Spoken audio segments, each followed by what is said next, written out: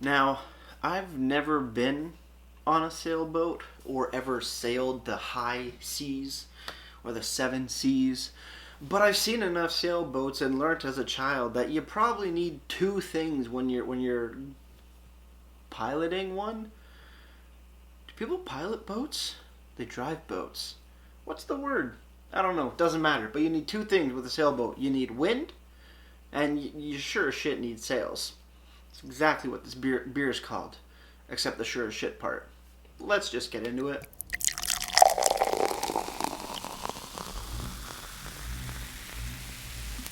Beer, beer, beer, beer, beer, beer, beer. Hello, everybody. Welcome back to me, Mate Brewski, for another Ruski Brewski review. And today, the beer that I have for you guys is again by the Barley Days Brewery out in Picton, Ontario. I don't know why I forgot that. It was losing my mind today. Wind and Sails is the beer of today, and we are looking at a dark ale, not a dark lager, a dark ale. So, is it considered us? No, it's just considered a dark ale. Cool. I'm down with that. Dark ale, 5% alcohol by volumes, wind and sail. Any IBUs on here? 28 IBUs listed on the can. Pretty cool. A lot different than that oyster stout the other day. So, let's just crack right into it. Let's crack this bad boy open.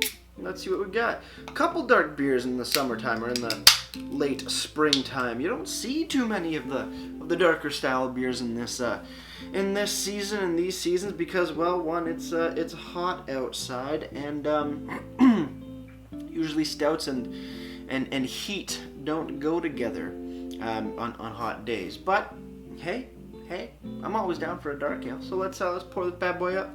Let's see what we got. Definitely coming out nice and dark. Get a bit ahead. I'm gonna get a little bit ahead, right? Looking at the beer, fairly dark, not black like a stout, but a super deep brown with some ruby tinges in it when I put it up to the light. Looking like almost like a deep dark mahogany. That's pretty damn cool. Nice, lightly tanned head on top. Not too much of a head, but hey, what can you do? Let's have a smell. On the nose, brown breads, toasty. A little bit of like a light coffee. Brown sugar, slight molasses, somewhat semi-sweet, but more on the sweeter end of chocolate. It's like a mixture between semi-sweet chocolate and milk chocolate. It's a coffee with lots of cream and sugar, not black coffee. Somewhat biscuity. But yeah, darker breads, mixture between a mix of milk and semi-sweet chocolate, somewhere in there. Coffee with cream and lots of sugar. Little molasses, brown sugars. Kind of what I'm getting out of this so far. So far, so good. Let's have a sip.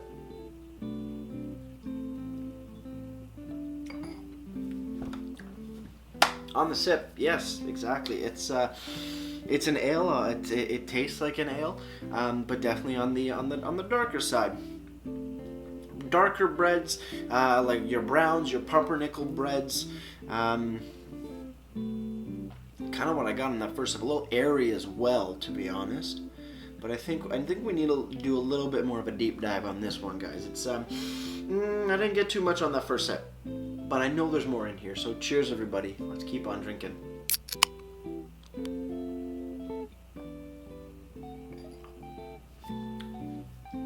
Yeah, fairly airy. Darker breads, more of a darker chocolate on here. Not as aggressive as a stout, but still noticeable. Not super sweet. Definitely seems a little sweeter on the nose, but when you get down to the actual drink,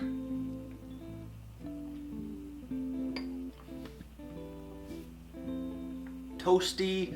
Wouldn't wouldn't say roasty in any sense, I don't think. No, but yeah, a little bit more dark chocolate, but airy.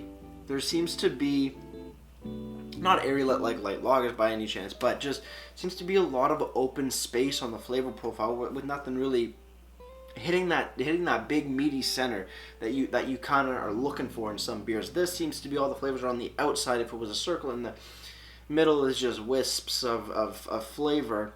So not super intense or in your face, but you know it's I don't know yet.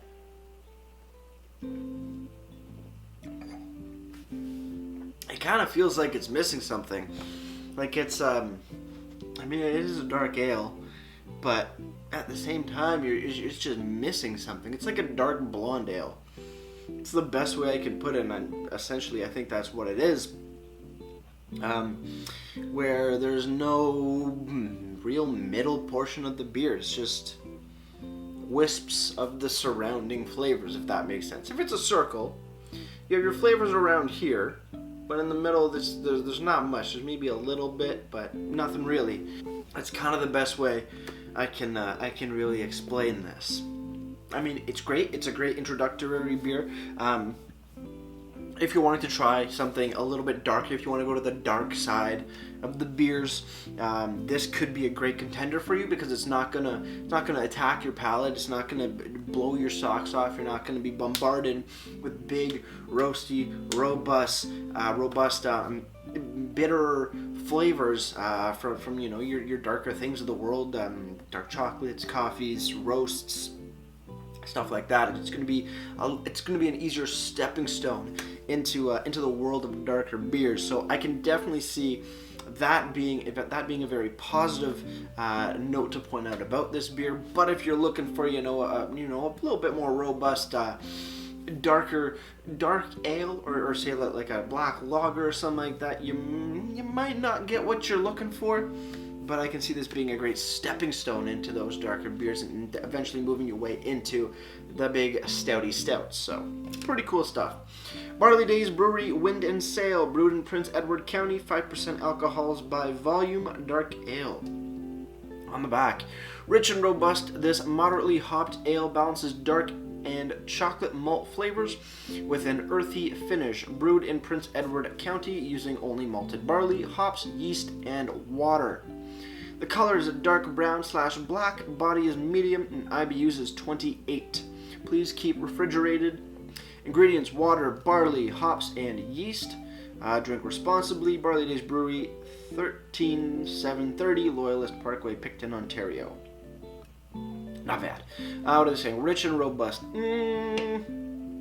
I guess to a degree, but when I'm thinking rich and robust, I'm thinking rich and robust. Like you're bringing in the heavy hitting flavors. This, not so much. It's definitely more easygoing of a dark styled beer. Not what I was looking forward to. But I can definitely see this being, like I said before, a great stepping stone into some bigger, darker, badasser kind of like heavy hitters in a sense. So this definitely has a place. Barley Days Brewery opens its doors in 2007 as the first craft brewery in Prince Edward County. Over the years, we have produced many different styles and flavored craft beers. We are continuing to grow our portfolio and bring the consumer what they want. Every season, we are delivering a new flavorful beer, as well as continuing to carry our standard lineup. Great stuff. On the bottom, for a canned on or best before date, we got nothing. For a brewery that opened up in 2007, you'd think they probably have an identification code machine or labeler or even a sticker. But you can't get everything in life, right? So you just gotta do with what you got, which is a big bummer. But all the other information is there. Description about the brewery, the beer, ingredients, a little color info, a little body info, ABV, IBUs. You're all good on that regard. Just know brewed, packaged, canned on, or best before dates. But hey, can't win them all, right? Website, barleydaysbrewery.com. I said it in the oyster stout review that the website kind of looks a little outdated. Kind of does still. I mean, it's the same night that I'm shooting, so it's going to be the exact same. Same description as the can that is listed on the website. Other than that, they list ABV and IBUs as well, 5 and 28, matching up with the can itself. Over on Untapped, showing it coming in at 5% alcohol by volume. They're not listing IBUs, but hey, maybe they just haven't caught up with what's actually going on. But that's Untapped for you. It has its little hiccups every now and then, but still, I love the site. As for the price of the beer, you might be thinking, is it going to be expensive? Is it going to be moderately, moderate and right in the middle? It's actually not too bad. $2.95.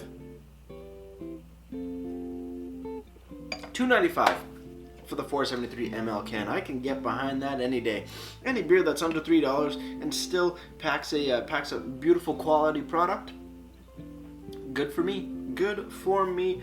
No problems with that at all. Especially it being a stepping stone beer. What I'm going to classify it as is a stepping stone beer into your darker beer sort of styles and sub styles and all that jazzy stuff. You're pretty good at $2.95. Even if you don't like it, you're not going to be breaking the bank. So that's always a really great thing. To just have that peace of mind. You're not buying, an expensive like $11 bottle of some bourbon barrel aged Russian Imperial Stout, which you've never had, and it's a very hit or miss for you. But this is a great price point for a beer of this stature and for a beer that can definitely bring people into that darker beer journey. So really do appreciate that. I guess with that said, guys, cheers on the final sip. Let's get right to ratings and we'll wrap this thing up.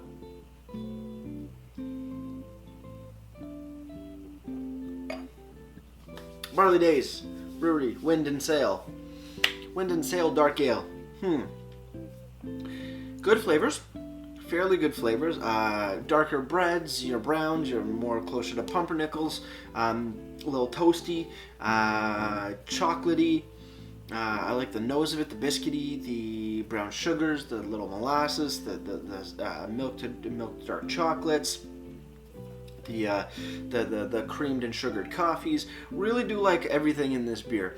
The middle though on the sip seems to be a little airy in a sense, but not in a terrible way. It's actually the way I thought about it, like I said, is it being a stepping stone into darker styles of beer. Can definitely appreciate that. I don't know if that's what they were actually going for, but that's how I'm seeing it and how I'm interpreting it. So I can definitely really appreciate that fact to get people into those darker styles of beer, which can be a little bit of a palate changing curve. So this is a great start on that little journey, if you so please to take on. Wow, why did I study there? Snip, beep, beep, beep, beep, can't speak. That's okay. Fairly good beer. Solid 7.5 out of 10. Wow, I didn't even cover the ratings on Untapped, did I?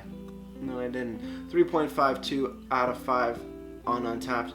That's over 1,900 ratings. My apologies. But yeah, solid 7.5. 7 out of 10 for me.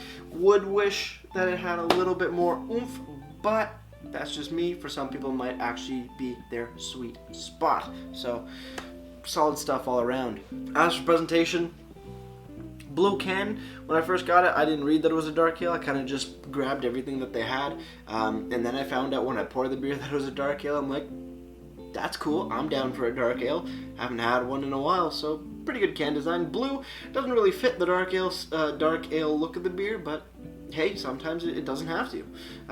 Good information, description about the brewery itself, the beer. You got a little bit of info on the color, the body, the ingredients are listed, ABVs, IBUs. All it's missing is a canned on or best before date, but it looks pretty good nonetheless. Website, like I said before, it looks a little outdated. Not a ton of information, but they do give the same description, ABV, IBU, and price on there, which you can only get off the website.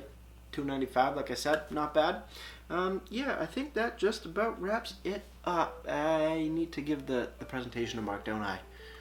Yeah, I forgot about that. Presentation gets a solid 7.5 out of 10. Before I leave you guys, if you have any comments, questions, or beers you want to review in the future, you leave all that information down in the comment box below. If you want to go ahead and like this video or subscribe to me, Mate Brewski, it would be greatly appreciated as well. And with all that said, that's going to do it from me, Mate Brewski, like I always say. Crack a beer and enjoy. Cheers.